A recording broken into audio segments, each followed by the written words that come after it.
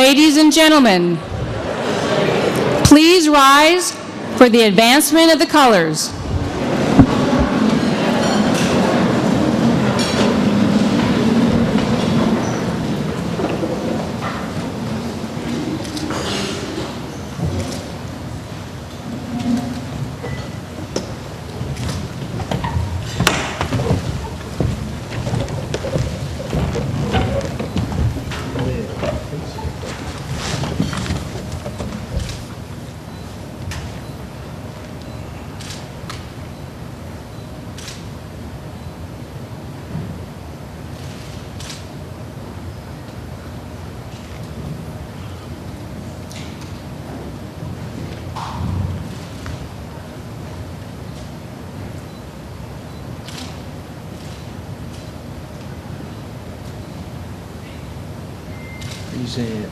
Hawks.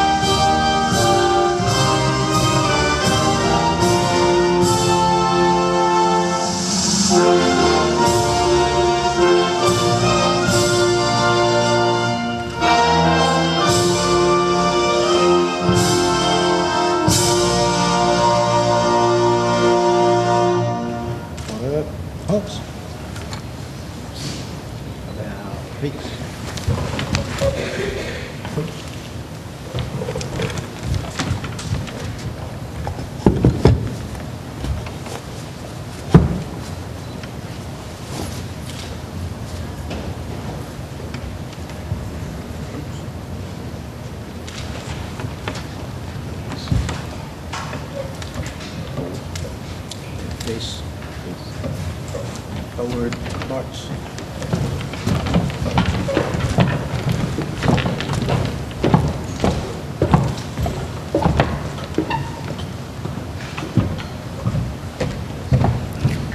Chaplain McNamara for the invocation.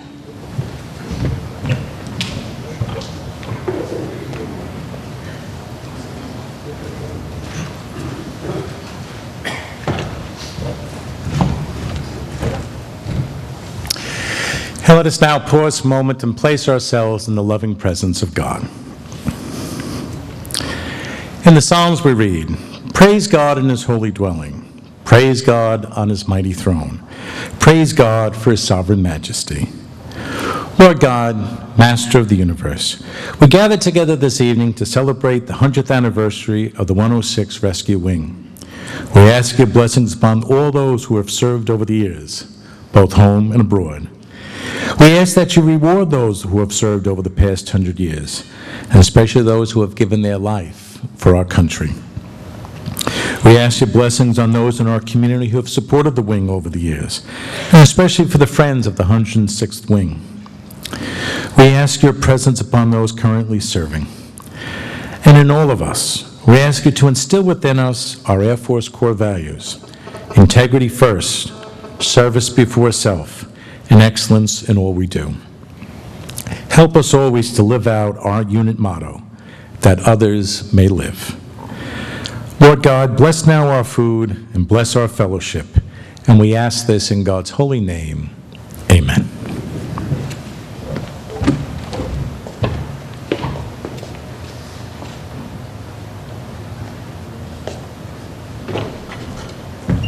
Good evening. Please be seated.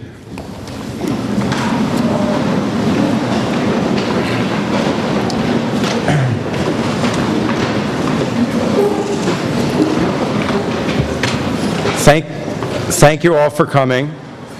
This evening is the result, like a lot of things in my life, of a bike ride. I got to know my friend Chris Frank, who hopefully is here, I haven't seen him yet, on our weekend rides. Chris is a retired PJ, and he used to talk about his work. I was always very impressed, and after 9/11, he told me there were PJs on Long Island who were serving, and I was quite surprised. Other than a few of my parents' friends who actually told me they served in the 106th as I went through this, virtually no one I've spoken with knows that the base exists or its mission. Then my friends, Todd Richmond, who's the chairman of the museum, and Jose Lopez, who's the Nassau County Parks Commissioner, invited me here to the IMAX Theater to see a Tour de France movie, another bike connection. And they mentioned if I had any ideas for events for the museum to mention it. And within about 5 minutes, I said we should honor the 106th. I explained what little I knew. At that time, I didn't even know what the name of the unit was. But after about 2 months of trying to contact somebody through the Pararescue Association, I basically dialed 411, and in about 1 or 2 minutes had Major McElroy on the phone.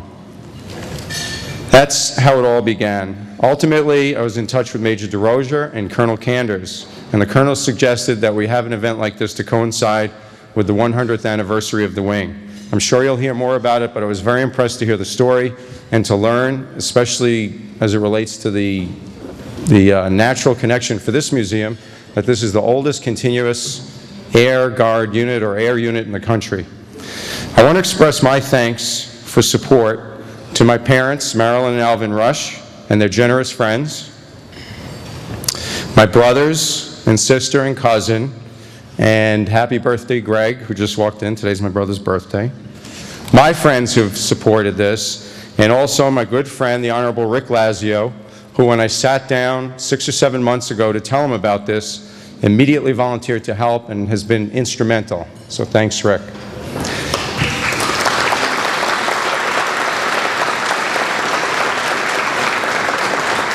And thanks to the Friends of the 106th, many thanks. I'm looking for Major DeRozier.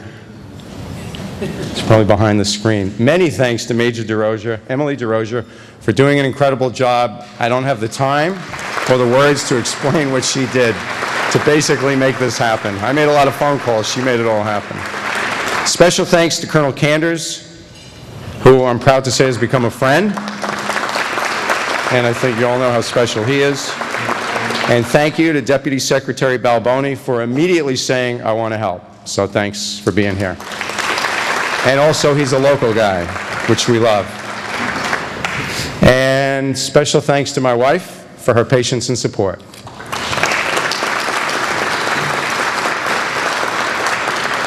And for something that I am proud to do, and I would like, I'm sorry I don't know everybody's names, but Erica and her mom and sister to stand.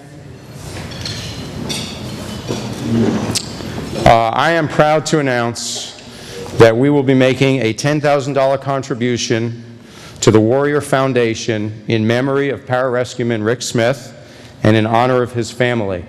This is a scholarship fund for the children of Special Forces troops who make the ultimate sacrifice.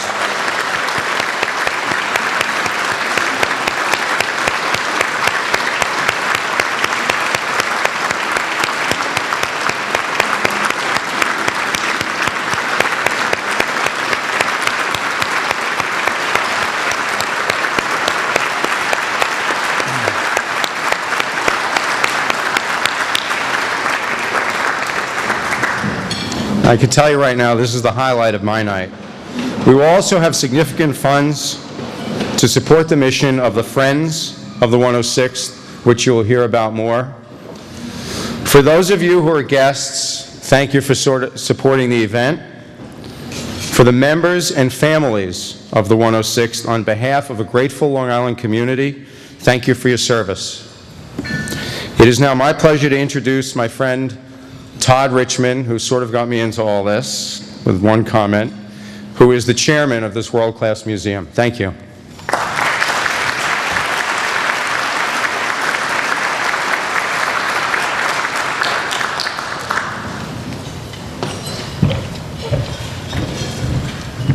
Stephen. Cheryl's still mad at me for getting you involved, so... Oh, it's on? No, I'm just joking, Cheryl. Once again, my name is Todd Richmond, and I am the chairman at the Cradle of Aviation Museum here in Garden City. And on behalf of the Board of Trustees, and Andy Pardon, the director, and the staff here at the Cradle of Aviation, we want to say thank you and welcome to our hometown heroes. So thank you, 106.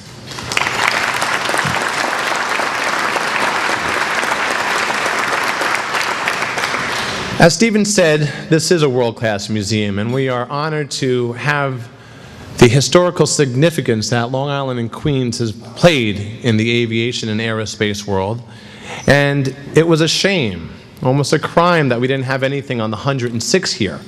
And so I am truly pleased with Stephen and Colonel Canders that we have taken that step, along with Tom Gwynn and Josh Stahl, who helped create that magnificent display and interactive, so I wanted to say thank you very much. As this museum celebrates historical significance, I'd also like to welcome everybody here, members of the 106, to be our guests for a lecture on May 20th of another hero, Major General Frederick Booch Blessé, who is a Korean War hero, an Air Force guy. And he'll be speaking here, and all members of the 106, please come, let us know, and you're all invited to come here as our guests. Tonight, though, we are here to celebrate the 100th anniversary here on Long Island.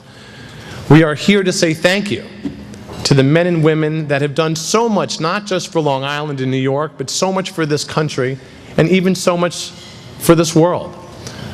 One of the things that I love to note about the 106 is not talking so much about its, I guess, offensive military capabilities, but the fact that the 106 extends its helping hand to those that are seeking assistance, whether it's a comrade of theirs who has fallen behind enemy lines, or a civilian that is stuck in the flood-ravaged city of New Orleans during Hurricane Katrina. That is what the 106 is all about. The 106 ensures that there are people looking out for us, that there are people protecting us, that there are people, men and women, that enable us to have a good night's sleep, to let us sleep well, and not to worry. So for that, I want to say thank you so much.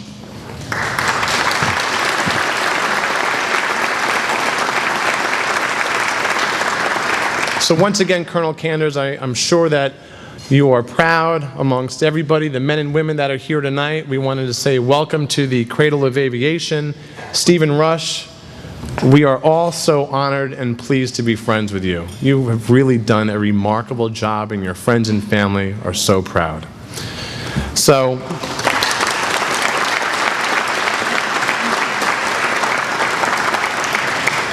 without further ado, I'd like to bring up Jose Lopez, the Commissioner of Nassau County Parks Department, who is our MC for the evening. Thank you, and enjoy the evening.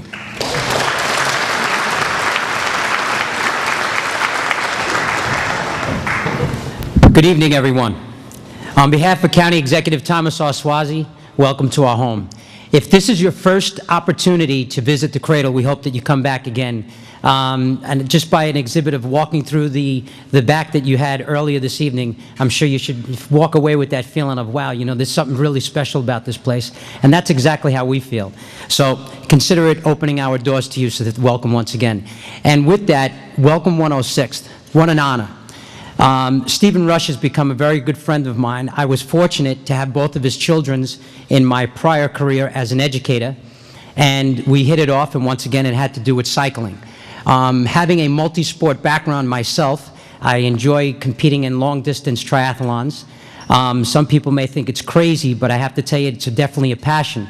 So when Dr. Rush, Stephen as I know him, said to me that he wanted to do this, and I'm sure that he has no regrets at this point, because as you can see, it's a beautiful evening.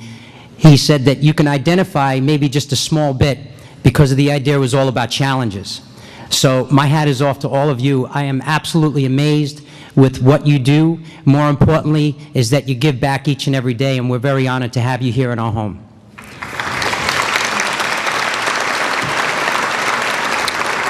So with that, we've given our warm welcome to the 106th. I'm just going to, and if by any chance there's anybody, and I'm remiss in naming anybody here, I have the sheet in front of me, so I'll do the best I can. These are some of our elected officials here this evening. The Honorable Diane Utoro, Presiding Officer of the Nassau County Legislature. If you could stand up. Okay. The Honorable William Lindsay, Presiding Officer, Suffolk County Legislature. Thank you. The Honorable Judy Bosworth, Nassau County Legislature. Thank you, Judy. The Honorable Francis Resigliano, Nassau County Court District. Patrick Skip Heaney, former supervisor, Town of Southampton, and founding member of the Friends of the 106th.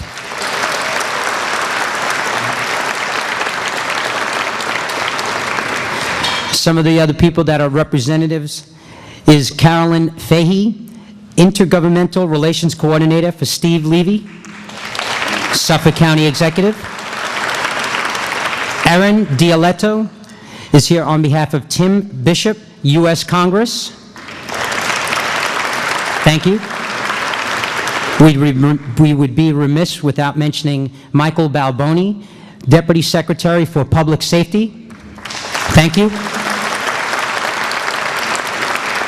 And also to my right are both commissioners, one of Nassau County Police, which is Lawrence Mulvey, and Commissioner of Office of Emergency Management, James Callaghan. If you both stand.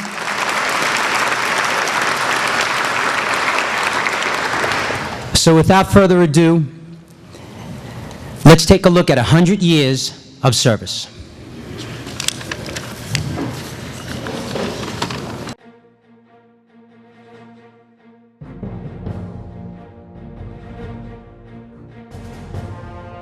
For 100 years, the 106th Rescue Wing has been paving the road of military aviation history.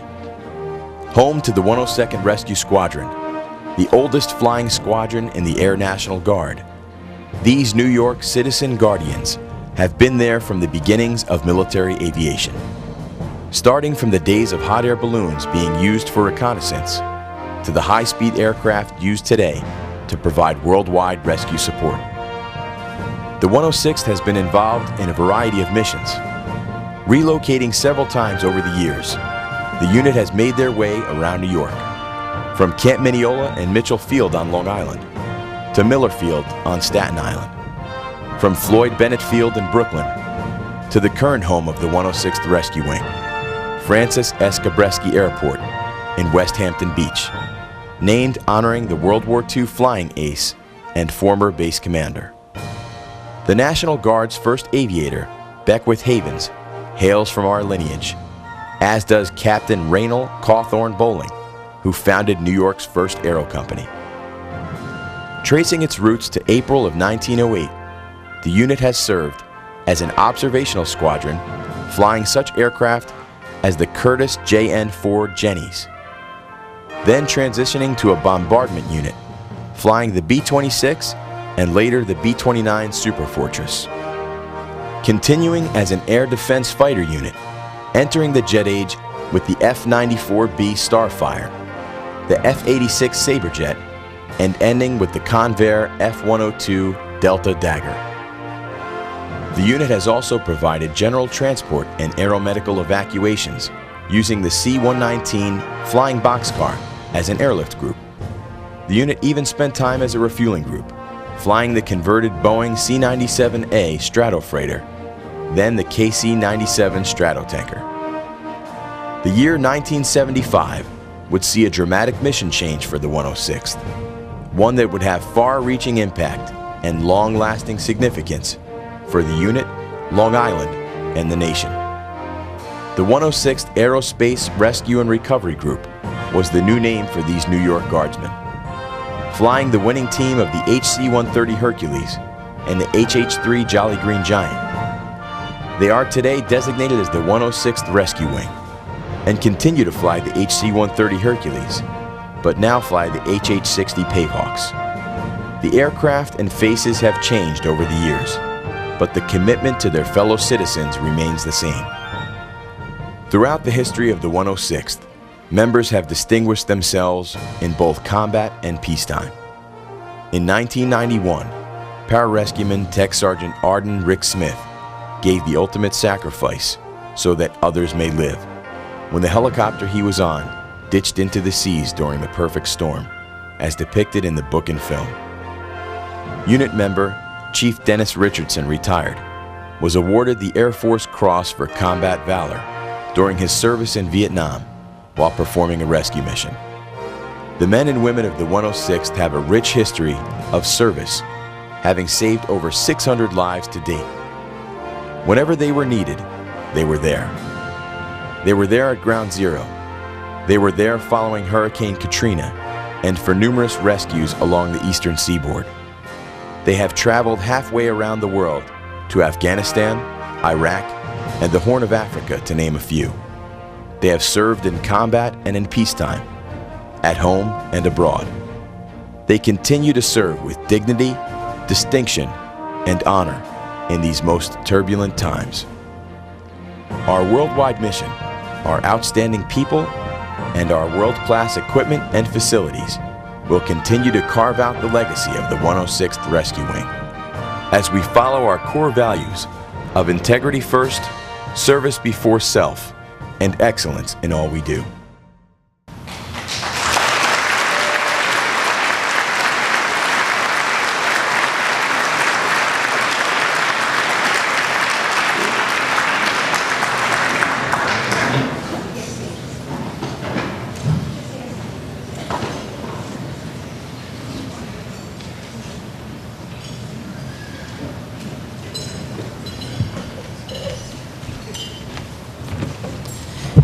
At this time, we'd like to call up Michael Jacobs, Chairman of the Friends of the 106th.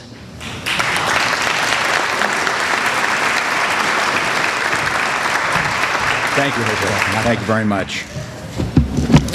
Honored guests, members of the 106th Rescue Wing, ladies and gentlemen, I am pleased and proud to be Chairman of the Board of Directors of the Friends of the 106th Rescue Wing, and delighted to have the opportunity to make a few brief remarks on the occasion of the 100th anniversary of the Wing and its predecessor military organizations in the greater New York area, and most particularly here on Long Island.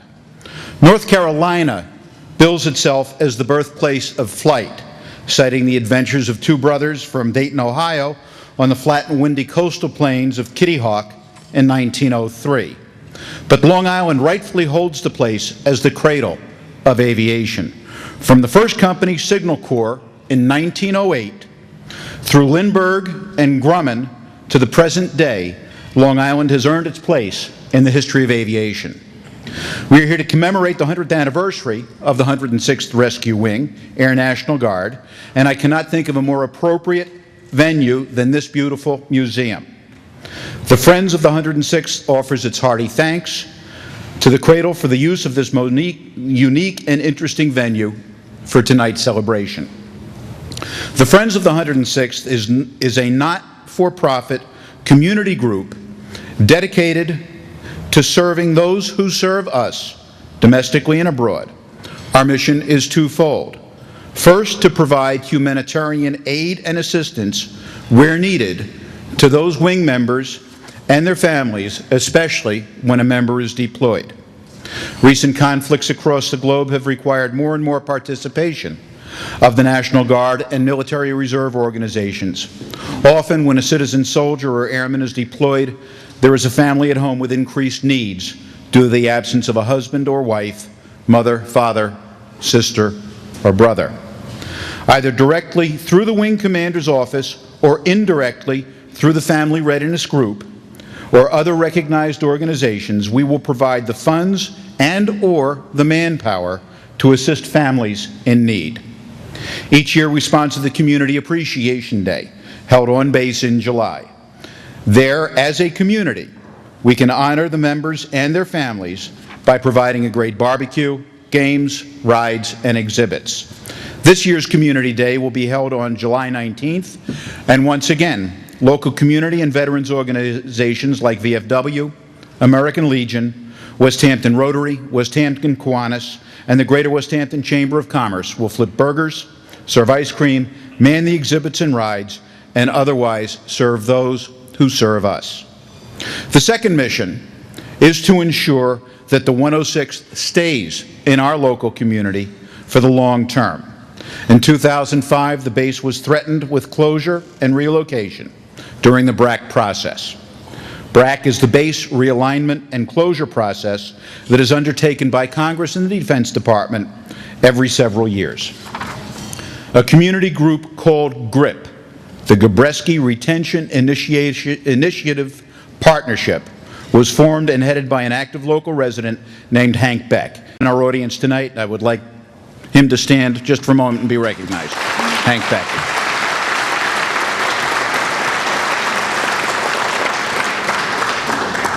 GRIP lobbied in Washington and Albany, armed with economic impact studies and additional input from the wing commander detailing the negative impact of such a closure or realignment. The entire civil and military mission of the 106th would have been compromised, and for several years, if the wing had been forced to relocate. And, of course, our local economy would have suffered to the tune of about $120 million. Fortunately, GRIP was successful, and the 106th survived the most recent BRAC hearings. The Friends of the 106th will continue the work begun by GRIP and maintain a regular presence with our legislators, the Pentagon, and those federal agencies that impact on the wing and the airport infrastructure. Membership in the Friends is free to any interested individuals, military or civilian. Our goal is to build our database of names and contact information so that when the need arises, and it will, we can, with a click of a mouse, mobilize our membership who can, through our website, generate letters to our legislators. Registration cards, unfortunately, are not on the tables, but you can register through our website, www.friendsofthE106.org, and I've got cards available for anybody that's interested. Your support is invaluable to us and members of the 106th Rescue Wing. In closing, I want to acknowledge those people who have made this evening possible. They've been acknowledged before, but he's done such a wonderful job. Start with Dr. Stephen C. Rush.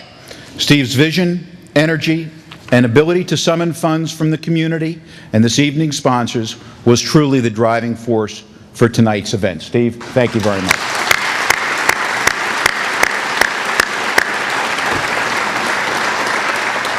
I want to recognize the Board of Directors of the Friends, and if those in attendance would please stand for a moment. Robert Ross, Carolyn Fay, and Ann Lawal.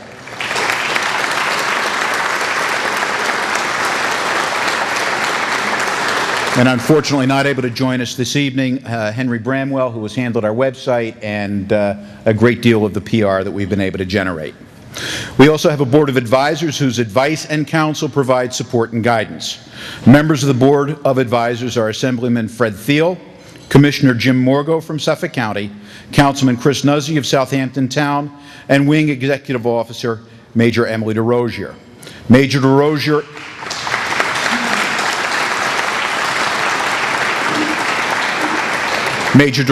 in particular has done yeoman's work in coordinating various elements of tonight's event. Now I invite you to view a brief video depicting the mission of the 106th Rescue Wing.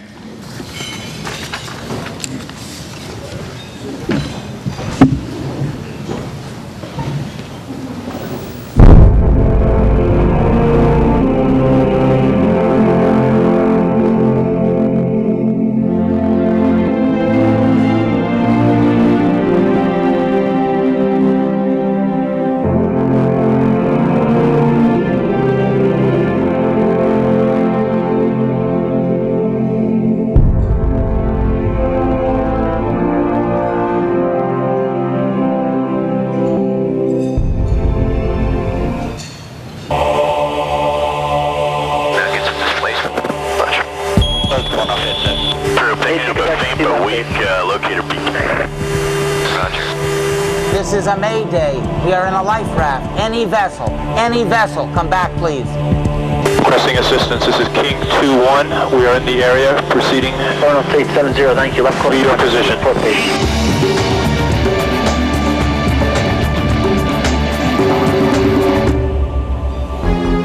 Being coastal unit, a lot of the rescue missions we get are out over the ocean.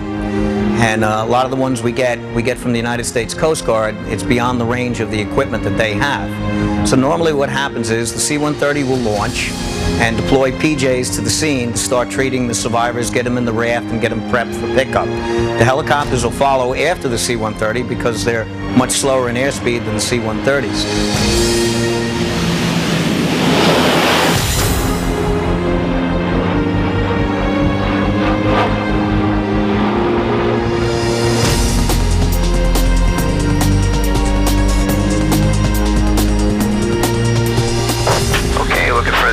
Survivor out here. Listen up on the electronics. Look visually. Scanners, take your position. The equipment on the impacts back there. They're set up, sir. Okay, we're 2,000 feet. We're descending to a low altitude shortly. We have two missions, really. Our primary mission is combat search and rescue. And essentially what that is retrieving perhaps a pilot that's been shot down behind enemy lines. That would be a fairly typical scenario. We do also have a civilian search and rescue mission. We will sometimes assist the Coast Guard with some of their search and rescue missions. We perhaps might assist other federal agencies in disaster areas and that sort of thing. I consider myself lucky to be part of an organization like this. People ask where the motivation comes from to do a job like this, and it really changes over the years. And when you first come into pararescue, a lot of the motivation is, you know, just jumping out of airplanes and rappelling down mountains and you know, scuba diving and doing all this stuff that just seems so interesting and, you know, so much like what you always dreamed your best job would ever be. You know, as you grow, the motivation turns in the direction of helping people, and I think that's what most PJs will say about their jobs. Are we going to drop on this pass? Affirmative.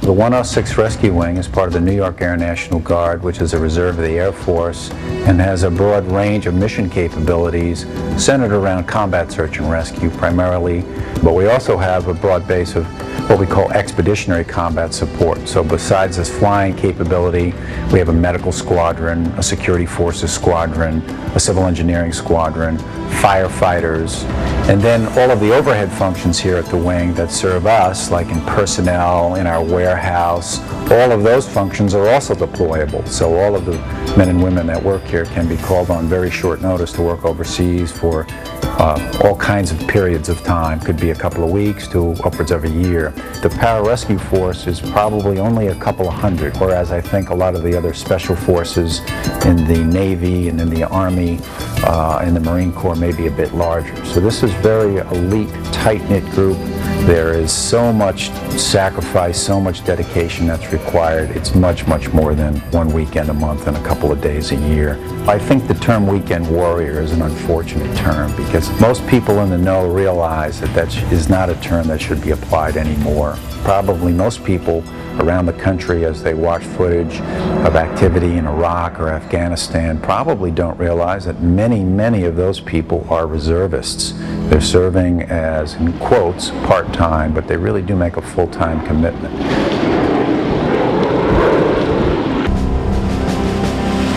How you feeling? One seasick.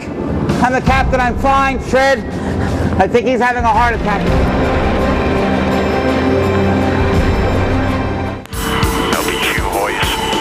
On the first hoist, 2 on the second hoist, maintain a hover, followed by you going in for a hoist of 2 and 1. Keep floating aircraft, forward 100 feet. Got a little bit of spray in the cabin door. Right 2. Hold the hover. Good hover. Drifting back slightly, drop back. Drifting right. Once the helicopters arrive on scene, we'll get the survivors up into the helicopter with the aid of the pararescue jumpers, make a medical determination, and we'll either bring the survivors back to the unit or to the hospital if we have anybody that's injured.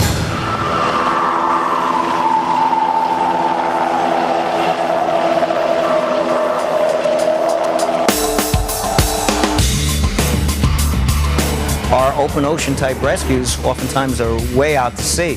I've personally been over 800 miles out to sea on some of them, and it usually requires air refueling, which puts us over and above any other rescue assets that are available. Plenty of time. We'll be well into the jollies on the return. 0.7, I see that. In fact, you can go visually right to just inside of Robbins Island. Speed's looking good. Establish and turn. Let's go flaps 100, please. Speed's good, sir. The end on Whiskey, monitor ground point 8 to parking via Whiskey High Speed. Eagle's got a field there.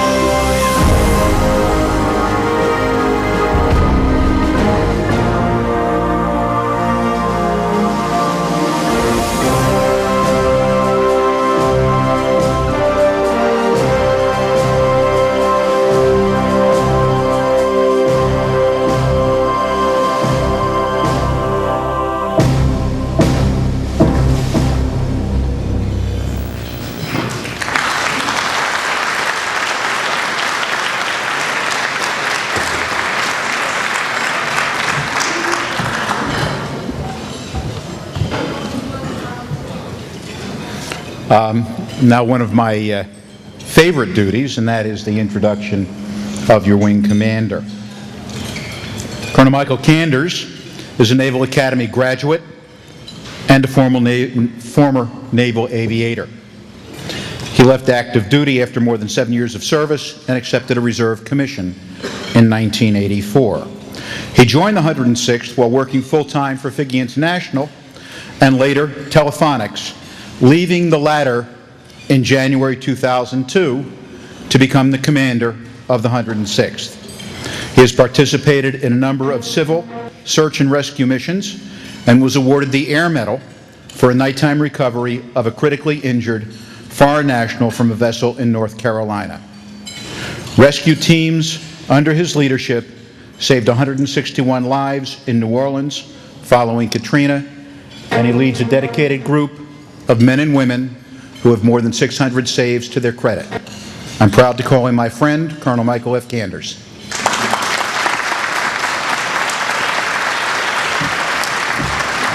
Thank you. Appreciate that. Well, good evening, everyone. Tech Sergeant Mike O'Hagan, where are you? Mike, can you stand, please? Mike is Steven Spielberg, that's what I call him sometimes. Mike is the brains behind that history video, along with help from Sergeant Dave Murphy and Major DeRocha and others in the Visual Information Department put that together. I can't see anybody out there, so Mike, if you're there, please accept our regard. Fantastic job. Thank you, Mike Jacobs, for that very kind introduction. I'm going to reserve my remarks a little bit because I want to introduce you to a very special guest that's here tonight and allow him to speak before I do. You all know that tonight we're celebrating 100 years of service, but for the last 33 years we have been proud to be in the rescue business. Over 33 years we have saved 710 lives, but you may be surprised to learn that we don't know most of their names. With rare exceptions, we don't know if they're good people or bad people. We don't know if they're saints or sinners. We don't know if they're Democrats or Republicans. But I'm fairly certain that some of the 610 come from each of those categories. We go out in good weather and frequently bad weather or under bad combat conditions to save lives when called, but most of the 610 have faded namelessly into our history. But we do know the name of at least one of those 610, and he is a good person. At least I think he is. I didn't check with his girlfriend or his sister, who I believe are here tonight as well. Is he a good guy? Yeah. All right. I'm glad we did that then. He is a good person because he is a gracious man, after we provided him with a little help in the North Atlantic a few years back. Stephen White is not the only person who has profusely thanked us after a save, and most people do, but to my knowledge, Steve White is the only one who came in person not once but twice, bearing very special gifts for our wing. And for that we say he is a good person. Absolutely not necessary, Steve, that you were so kind, because that's our job, but you're a class act, so it's my pleasure to introduce, as he refers to himself, rescue number 290, Mr. Stephen White.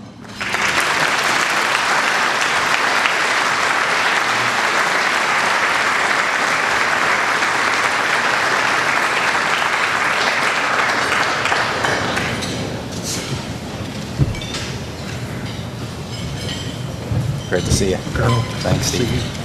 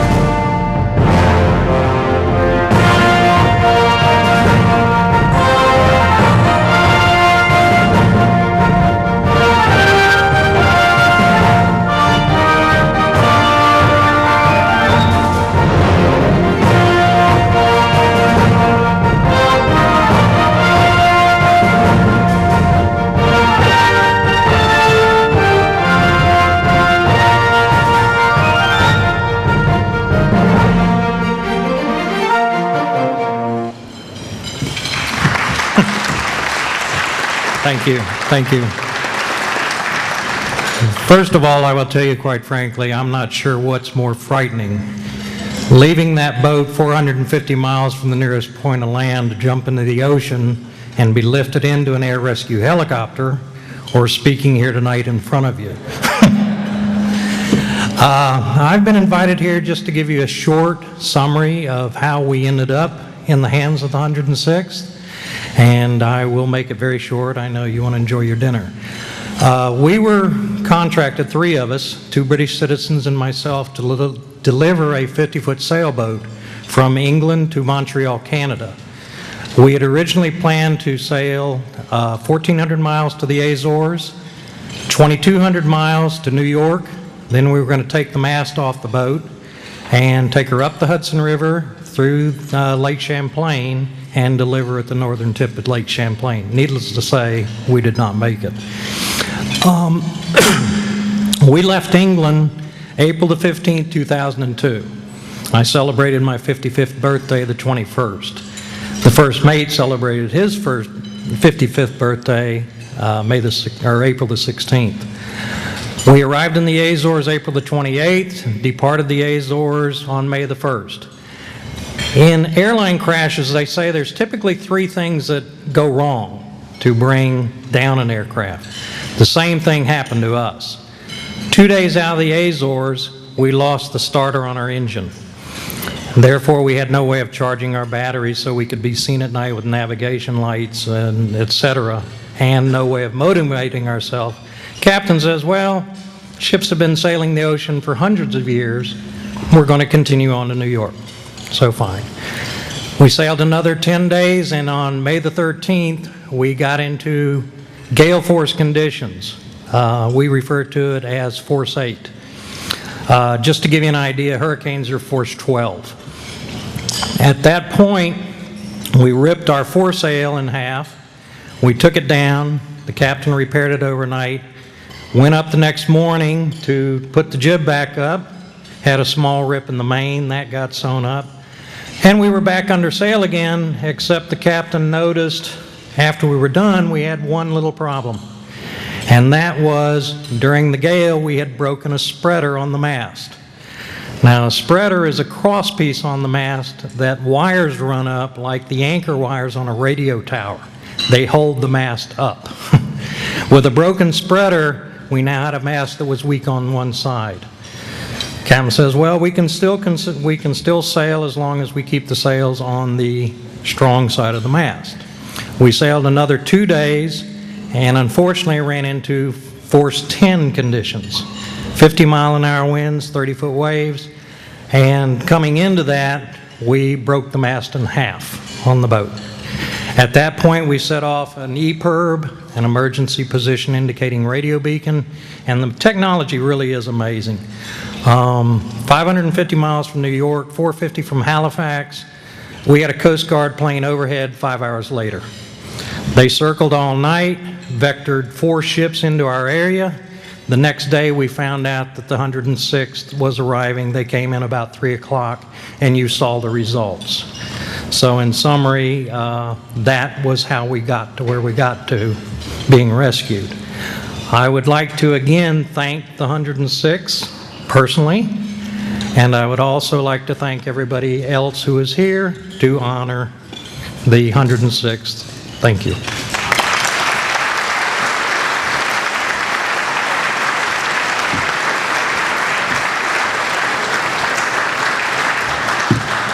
Thanks, Steve.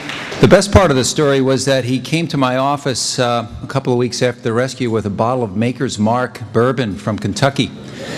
Steve is from Kentucky. I'm wondering why he's a sailor. But the more interesting part was a couple of months later, I received a box of Woodford Reserve bourbon, which is much, much more expensive than Maker's Mark. And Steve sent a little note with it, and he said, upon further reflection, I thought my life was worth more than 1 bottle of Maker's Mark. So please enjoy this with the wing. And actually, we broke those bottles open. I got special permission, a quick liquor license for those in the county who might be in that department. We had a liquor license, and we broke open those bottles, and we enjoyed a shot in Hangar A at Westhampton, probably the first and last time we'll do that, I promise. Well, good evening to all, and thank you, friends of the 106th, for inviting us to join you this evening. It's my honor to represent and speak on behalf of all the men and women of the 106 Rescue Wing here tonight, and their families and guests, and about 4,000 other wing members and their family members who we could not quite fit into this glorious space, this national treasure, the Cradle of Aviation Museum. It is an understatement for me to say that I am overwhelmed and we are overwhelmed by the generosity and support of the friends of the 106th. 4 years ago, the 106 Rescue Wing faced the very real possibility of a move from Long Island to upstate New York with the closure of our base in Westhampton Beach. Our life-saving and homeland security capabilities would have been lost to this region forever, not to mention well over $100 million of economic value and thousands of jobs. 4 years ago, members of our local community in Westhampton stepped forward to prevent this. Mr. Hank Beck, who was introduced earlier, who was the president of the Westhampton Rotary at the time, took a key leadership role as an unelected concerned citizen and formed the Gabreski Rescue Initiatives Partnership. GRIP provided a framework for Hank and other concerned citizens to join with the town of Southampton, Suffolk County, and other federal, state, and local officials to stand by the wing to prevent this move. Senator Hillary Clinton and her great staff here on Long Island, led by Miss Raisy Cooper, great to see you, Super Cooper, joined with Congressman Tim Bishop, Congressman Steve Israel, Congressman Peter King, and their staffs to lead the Washington, D.C. effort to keep the rescue wing here on Long Island. Suffolk County Executive Steve Levy and his great team of Kevin Law, Jim Morgill, and Carolyn Fay reduced our base lease to $1 from many thousands and did everything they could to make sure the wing stayed in Suffolk County at Gabreski. And great to see you here tonight, Carolyn. You're such a hard worker, not only for Suffolk County, but for the friends of the 106th. The town of Southampton supervisor, Skip Haney, and his great staff, led by Robert Ross, provided significant financial support for GRIP to make sure the 106 stayed in the great town of Southampton. Our great friend, State Assemblyman Fred Thiel, who represents the base in Albany, joined with State Senator Ken LaValle and a former state senator by the name of Michael Balboni, who came to visit us to make sure the state of New York did the right things for the wing. So you know the rest of the story. We're still here. Proud to live and work in Westhampton? Yeah, that's a good place for applause. Proud to live and work in Westhampton, in the town of Southampton, in the county of Suffolk, as part of this great Long Island. To borrow a phrase from the great hockey team across the street, we're all Islanders. After the decision was made by the Department of Defense to keep the 106 at home, GRIP evolved into our current community group known as the Friends of the 106, and they continue to grow our base of support across Nassau and Suffolk County. Special thanks to those who volunteered their precious time as the key leaders of this very special organization. To the Chairman Mike Jacobs and the Board of Directors, Ann LaWall, Robert Ross, and the Board of Advisors, Assemblyman Fred Thiel, Jim Morgo, Carolyn Fay. Well, actually, Carolyn, I think, is on the Board of Directors. She works so hard. They are very prominent members of our state and local government and business communities with very full schedules who somehow find the time to do the special work of support to the citizen airmen of our rescue wing and their families. And for that, we are eternally grateful. Thank you. A very special thank you to a very special friend of the 106, and that's Dr. Stephen Rush. I met Steve about a year ago when he came out to the base, and he was very energetic and very enthusiastic about our mission. And Steve, I'm disappointed to learn that you had to dial 4011 to find us, but I think you're right, that I think our story needs to be told, and I think this night forms part of the beginning of that. So we appreciate your zeal, your enthusiasm in helping us tell our story. Special thanks to you for providing the leadership for this special night. It's absolutely overwhelming.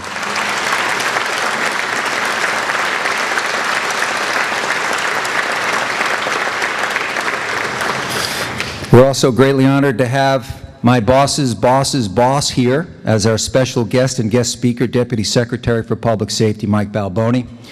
Our National Guard mission of protecting and defending our great state of New York falls under his very capable leadership, and we are very pleased that he joins us tonight to share his thoughts with us on this very special occasion.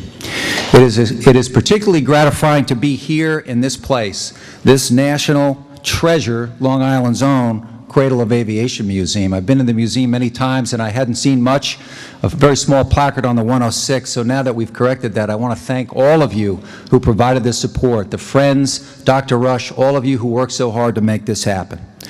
Special thanks to the Chairman of the Board, Mr. Todd Richmond. Todd, you're doing such a magnificent job with this Cradle of Aviation Museum. I'm so proud to be part of it now, and wish you all the best as this museum continues to grow in prominence. Special thanks to Director Andy Parton and the full-time staff here, our great friend Tom Gwynn, a fighter pilot, Air Force guy who we love, and Carol Nelson, who takes care of so many of the details of making these things happen. And then special welcome to all the individuals and families from local companies that join us. Special shout out to my employer for 13 years, Telephonics Corporation, President of Telephonics, Mr. Joe Battaglia. Great to see you here.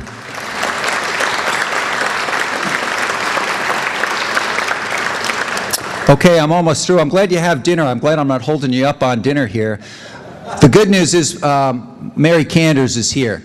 Mary's my wife, my best friend, but she's my toughest critic. Yeah, I'm getting the look right now. It's a 45-minute car ride from here to my home in Smithtown, and if I don't do well, she can really fill that 45 minutes. So just in case, is anybody going past exit 58 on the LIE? I can walk home. Thank you. I'll see you in a minute. Well, our heritage unit, the 102nd, was born not far from here in New York City, and then our flying forefathers took to the air from right here in Mineola in 1916. On our 100th birthday, we realized that the foundations provided by our National Guard ancestors in the 20th century enabled us to step into our important work in the 21st century. Another call to serve came at the beginning of this new century on a fateful September morning, and our service has not since abated. I have been proud to serve at the 106 since joining the unit following my active duty Navy service 23 years ago. Most of those 23 years has been as a traditional guardsman, like most of our wing members, who work in the professions all around Long Island, who are in quotes part-time but need to make a full-time commitment in order that we do our very important work. Shortly after the attack on our country, I accepted the offer to become the full-time base commander and wing commander, and the best part of that job is serving with the people that you see here tonight and the people that couldn't be here tonight. They are the very best.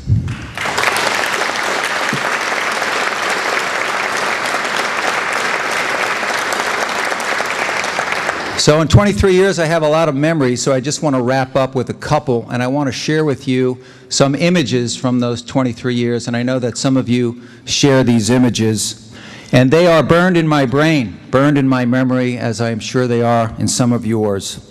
So the first one I want to talk to you about is the image of the gravesite that was once the World Trade Center. Our wing responded immediately after the attack, and our pararescuemen dug in the rubble alongside firemen, policemen, and other rescue workers in the hopes of finding more alive. Other 106 Rescue Wing elements, such as civil engineering, our medical unit, Joint Task Force members, and expeditionary combat support, also joined in the relief and recovery efforts. So the image that I have is standing at the foot of the pile of rubble and looking skyward, frozen in horror and disbelief, unable to comprehend the loss of nearly 3,000 lives. And those magnificent towers, which have great meaning for all of us as New Yorkers, were gone forever. Tragedy beyond compare. But this tragedy was followed by triumph. The triumphant 106 Rescue Wing response to the President's call to serve. Ordinary citizen airmen from our wing, reservists, part-timers, who never signed up for something quite this big, left their homes, left their families, left their jobs to go in harm's way to do our combat search and rescue mission and expeditionary combat support missions. Search and rescue teams departed for Southwest Asia shortly after the attack, and in the 6.5 years since that fateful day, have served in Iraq, in Afghanistan, and in the Horn of Africa. During multiple overseas deployments to these dangerous places over the past 6.5 years, the wing has saved 139 lives in these combat zones and has worked in dangerous convoy duty in the Expeditionary Medical Hospital in Baghdad and has provided expeditionary combat support around the region. And in these 6.5 years, we have been blessed with 0 combat fatalities while doing this very dangerous work.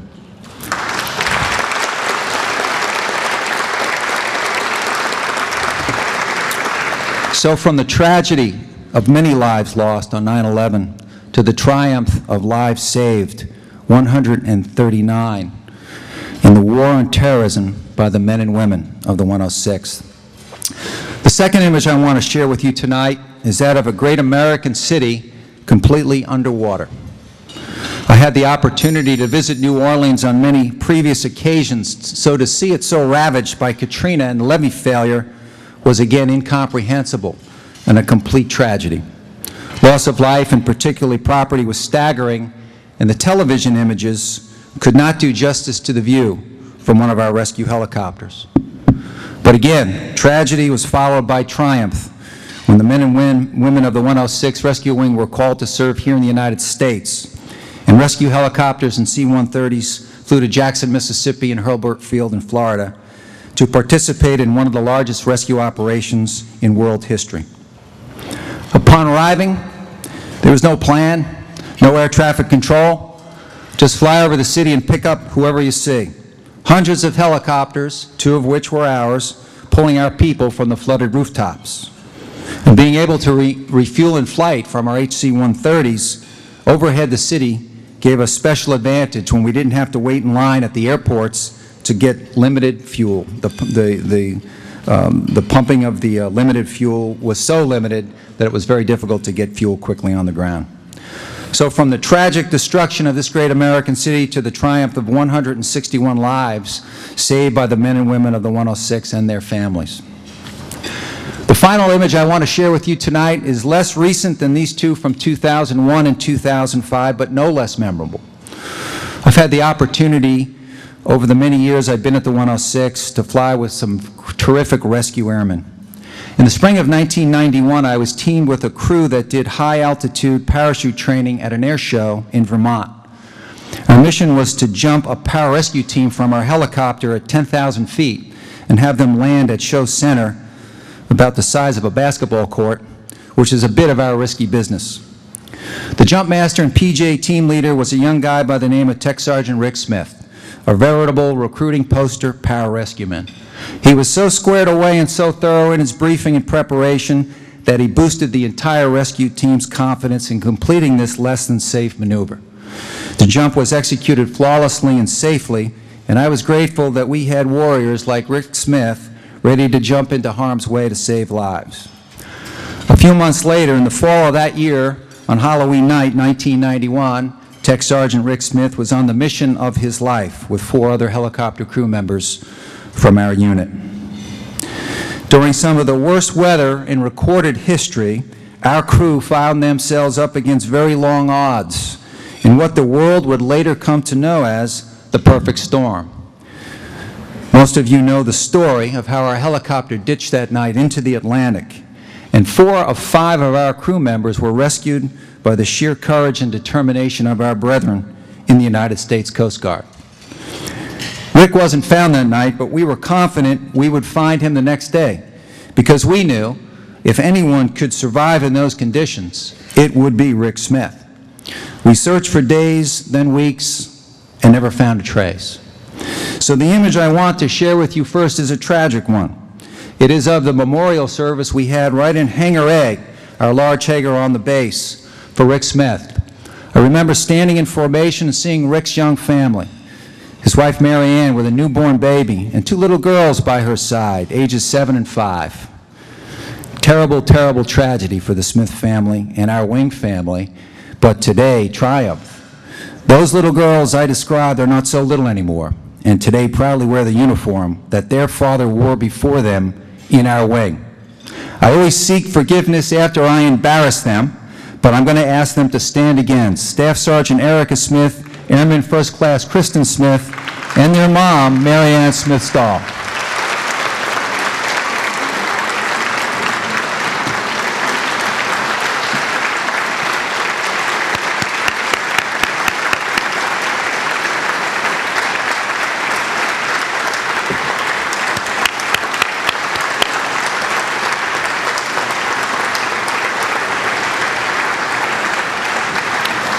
And so you see, families and airmen make ultimate sacrifices and do these things that others may live. We're a family business. We do these things because we believe in our mission and have the strong support of our immediate family and all of you, our extended family known as the Friends of the 106th. On behalf of all of us, thank you for this wonderful evening. And thank you for the wonderful support of all we do. Steve Rush, special thanks to you and your family, and also to my great team that you heard about earlier, Major DeRocha, Sergeant O'Hagan, Sergeant Murphy, all of the folks from the wing who contributed to this special night. Thank you all for the wonderful gift of this evening and your continued friendship from all the friends of the 106th. May God bless you all. And may God bless the United States of America.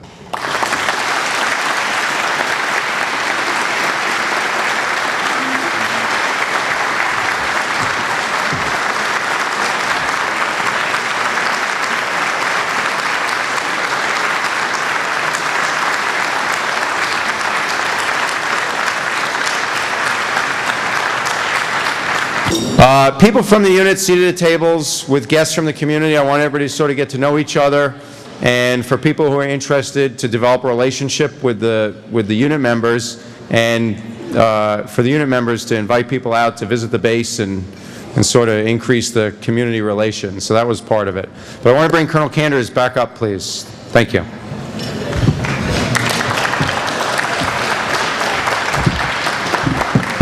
All right. Well, it's my privilege and honor to introduce to you as I said, my boss's boss's boss. Deputy Secretary for Public Safety, Michael Balboni, is a 19-year veteran of both houses of the state legislature and has extensive experience in security and law enforcement matters. Prior to this appointment, he was chair of the Senate Committee on Veterans, Homeland Security, and Military Affairs. He was author of the state's anti-terrorism law of 2001 that mandates severe penalties for those who commit terrorist acts, make terror threats, or render assistance to terrorists. He also authored a 2002 law that helps protect the state's water supply from terror attacks. In 2005, he authored the Chemical Plant Security Act, the first of its kind in the nation. In 2004, Mr. Balboni was appointed to serve on a national task force reviewing allocation of federal money for Homeland Security measures. In 2005, he was named Senior Fellow at the Homeland Security Policy Institute at George Washington University.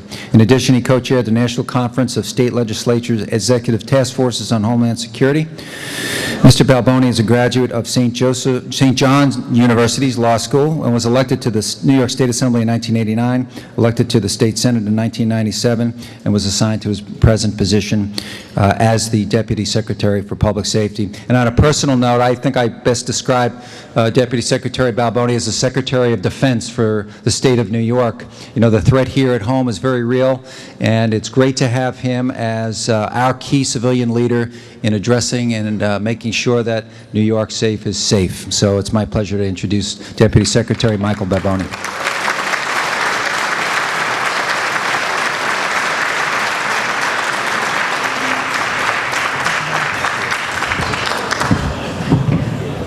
So did I ruin that buzz or what? Everyone coming back? And I don't have a video. I'm very sorry. Ladies and gentlemen, it is an honor to be here, particularly with Colonel Mike Canders, who has personally taken the time out to teach me about the incredible asset that is the Air National Guard. Also, you know, Stephen Rush, who comes to this event having just been this whirlwind of activity, and one of the people you just can't say no to.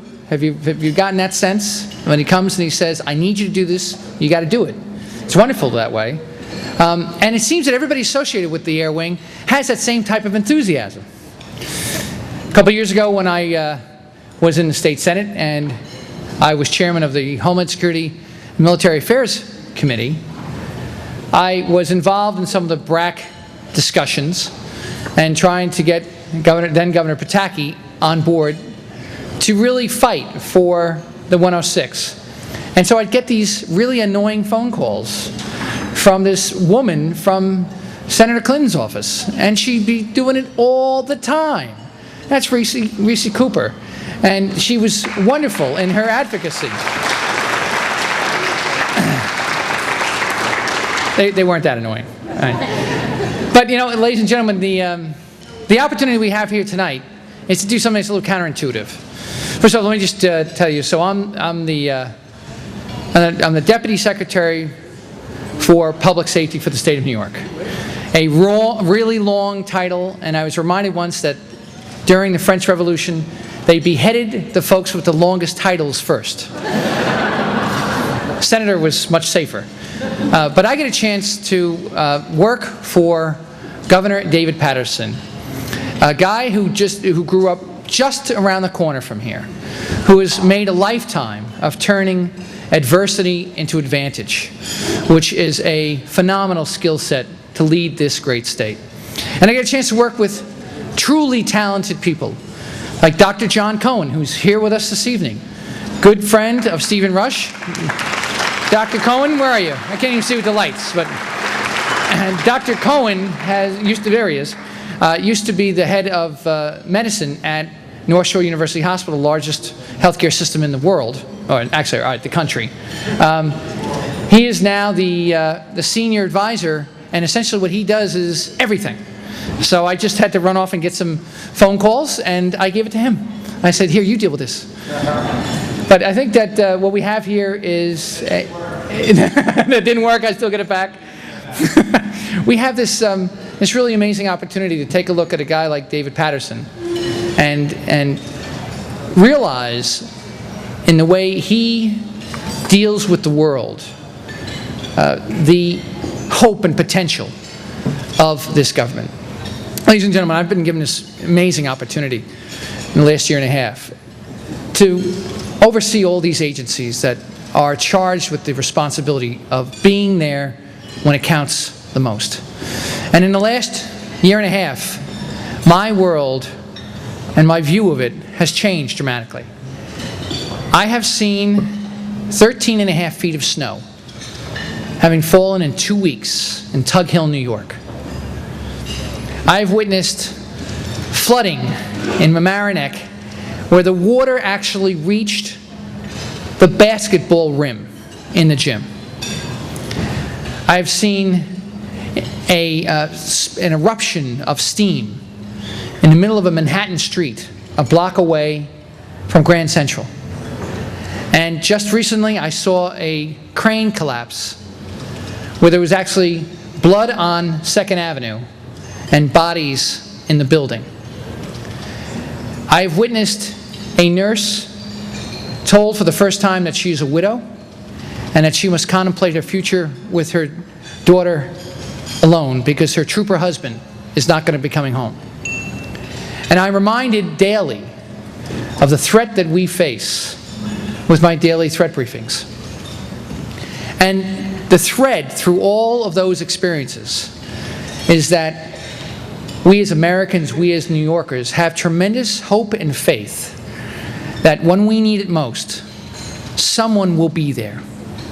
And we are enormously blessed to have the talented men and women who have decided to make their lives about saving and protecting others.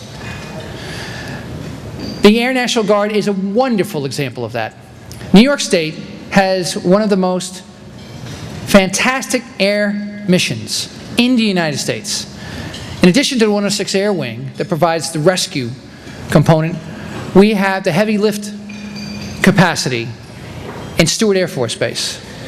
We have the snowbirds out of Schenectady that actually travel with skis and go to the South Pole and provide an incredibly unique mission. We have an air refueling capability out of Niagara that is second to none. And we actually have a fighter wing in Hancock Air Force Base up in Schenectady that's just about to be changed over to the new Reaper mission, which is a drone mission. All these missions provide New York with an incredible capacity to provide service when it's needed most. But ladies and gentlemen, I believe, as I think all of you do, that too often people take these missions and these men and women for granted. That they just assume that they're going to be there. And I've seen through the BRAC mission that you shouldn't take anything for granted. It can change in a heartbeat. Some faraway land like Washington, where maybe they're not going to see things just our way and they're going to change it. But you tonight are making a difference because you've decided to get involved and stand up for an asset that perhaps not a lot of Long Islanders know or appreciate, except for The Perfect Storm book and movie. And what a tremendous tribute to the loss of that airman. But you know what we have to do? We can't stop. The reason why I'm here tonight, besides to bring you the well wishes of Governor David Paterson, is to also tell you that we're going to support this effort. Because we want to see the 106 remain right where it is, providing this capacity.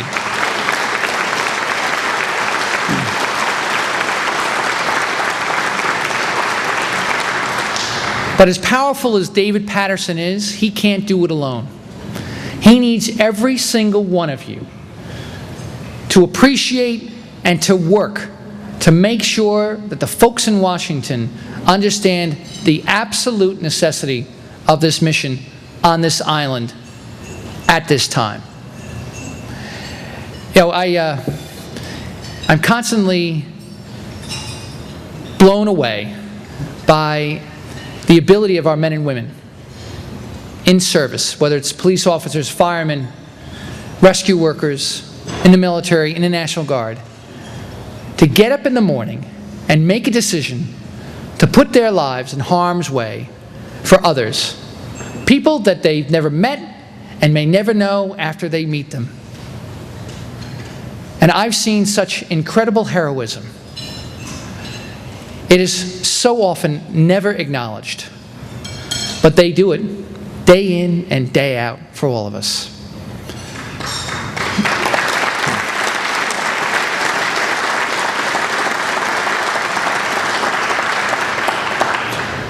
let's continue to do our part and show them the love, the respect, the admiration, and the support that they so richly deserve. God bless all of you. God bless the 106 Air Wing, and 100 more years at the very least. Thank you very much.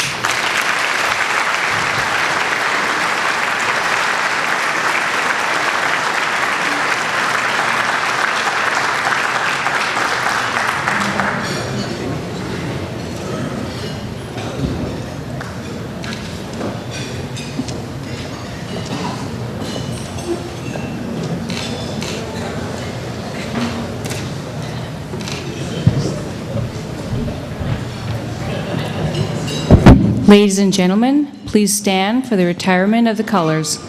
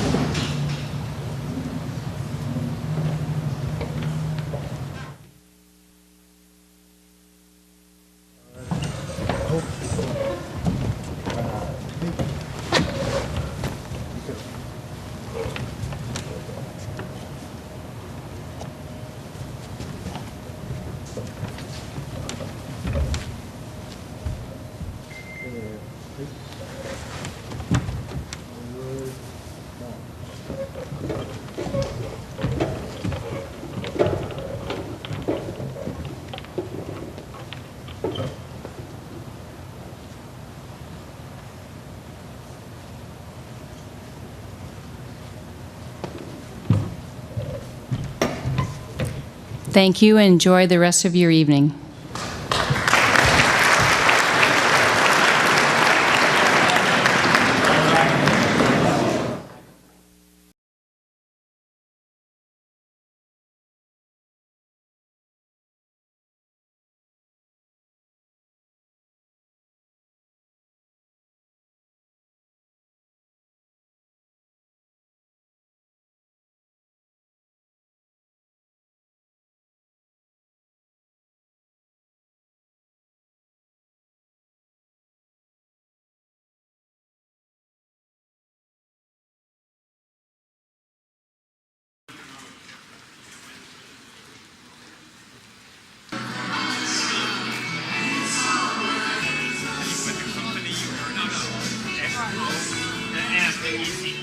Are you with that? 2, 3.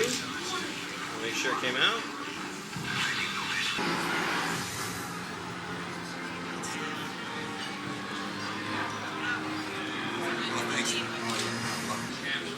You gonna try to get in that order?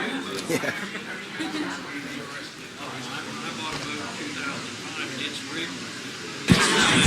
Excuse me. My turn's hot now. Good evening, everybody. I'm not going to speak very long because you're going to hear from me in a little while. My name is Todd Richmond, and I am the chairman of the board of the Cradle of Aviation, so I just want to say thank you all for coming. And thank you for coming for a wonderful evening. You are standing in front of a new exhibit, which I am not going to talk about because what I'm going to do right now is introduce someone that everybody here knows, Colonel Michael Canders. Thank you, Todd. Todd Richmond's a guy with tremendous energy and enthusiasm. I met him about a year ago. He's the chairman of the Cradle of Aviation Museum. He's a volunteer. He does this because he loves aviation. He loves history, and I can't say enough about him. Your leadership here, Todd, has made such a difference.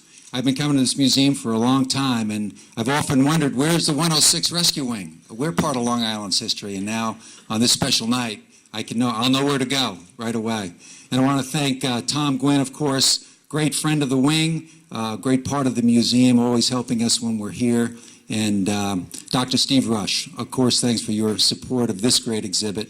And so a special night for all of you. You're all part of this. You're all part of the history of the 106. We're going to celebrate 100 years tonight, but 33 of those 100 are in the rescue business. So in our display, you'll see the 106 Rescue Wing very prominently figured, and you can come here and hopefully bring your friends and recruit them into the wing and say, look, you can be in the wing and be famous. if you join and be part of the Cradle of Aviation Museum. This is a national treasure, this museum. I love coming here. If you get some time, please take a look around and see aviation legacy. We have a lot to be proud of as Long Islanders, and particularly as the 106 Rescue Wing. We have a very special family here tonight, of course, the family of Tech Sergeant Rick Smith, our hero, our pararescueman who paid the ultimate price that others may live. So I've asked the Smith family, of course, Kristen and Eric are now part of our wing, to do us the honor and to cut this ribbon and officially begin the legacy of the 106 Rescue Wing here at the Cradle of Aviation Museum.